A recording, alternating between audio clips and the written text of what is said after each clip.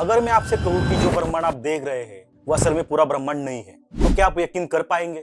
Stars, galaxies, planets, nebula ये सब मिलाकर भी यूनिवर्स का सिर्फ बहुत छोटा सा हिस्सा है।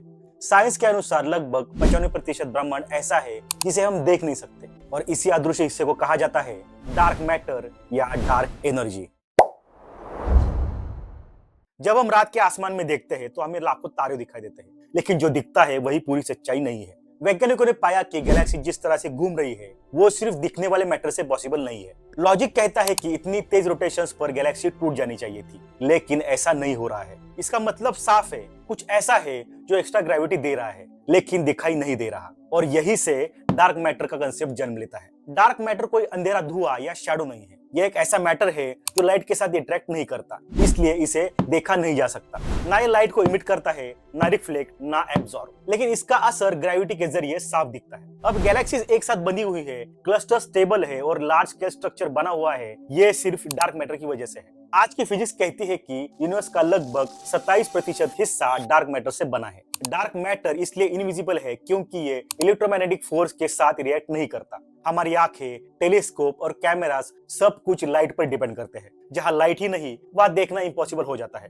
वैज्ञानिक इसे इनडायरेक्टली डिटेक्ट करते हैं, जैसे ग्रेविटेशनल लेंसिंग के जरिए, जहां लाइट का रास्ता मुड़ता हुआ दिखता है। बिना किसी विजिबल ऑब्जेक्ट के ये संकेत बताते हैं कि वहां कुछ भारी मौजूद है, लेकिन दिख नहीं रहा है। अब ये कहानी और भी चौंकाने वाली हो जाती है। डार्क मैटर यूनिवर्स को बांध कर रखता है, लेकिन डार्क एनर्जी इसका उल्टा काम करती है।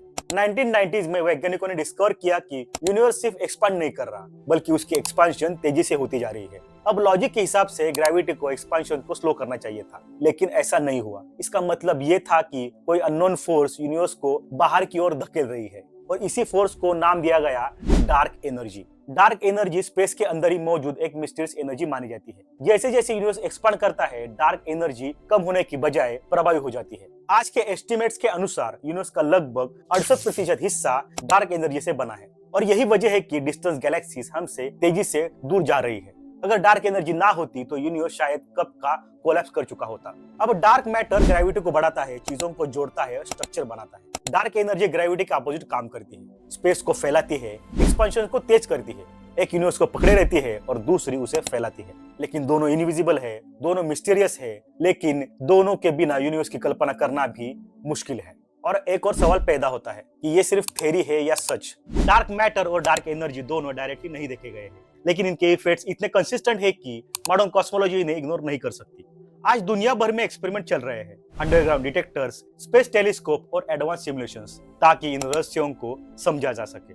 अब तक कोई फाइनल आंसर नहीं है, लेकिन साइंस जिम्मेदारी से मानती है कि हमें अभी यूनिवर्स का सिर्फ सरफेस लेवल नॉलेज है। अगर डार्क मैटर ना हो तो गैलेक्सीज नहीं बन पाती। अगर डार्क एनर्जी ना हो तो यूनिवर्स या तो कोलैप्स कर जाता या एक्सपेंशन रुक जाती। इसका मतलब साफ है कि हमारी पृथ्वी और हमारा अस्तित्व इन अदृश्य चीजों पर डिपेंड करता है। हम उस यूनिवर्स में जी रहे हैं जिनका ज्यादातर हिस्सा हमें दिखाई नहीं देता। अब आज की साइंस हमें ये सिखाती है कि रियलिटी उतनी सिंपल नहीं जितनी हम देखते हैं। डार्क मैटर और डार्क एनर्जी हमें ये याद दिलाते हैं कि ज्ञान की सबसे बड़ी खूबसूरती सवालों में होती है, जवाबों में नहीं। शायद आने वाले समय में हम इन रहस्यों को सुलझा सके, लेकिन तब तक इतना तय है कि हम एक ऐसे यूनिवर्स में जी रहे हैं जिसे हम पूरी तरह से नहीं जानते हैं। तो ये थी कहानी डार्क मैटर और डार्क एनर्जी के बारे में। डार्क मैटर और डार्क एनर्जी के बारे में आपकी क्या राय है, हमें कमेंट बॉक्स में जरूर बताइए। अगर वीडियो अच्छा लगा तो इस वीडियो को लाइक और शेयर जरूर कीजिए, और हमारे चैनल को सब्सक्राइब करना ना भूलिए। मिलते हैं अगले वीडियो में, तब तक के लिए सीखते रहिए, सिखाते रहिए। Good bye.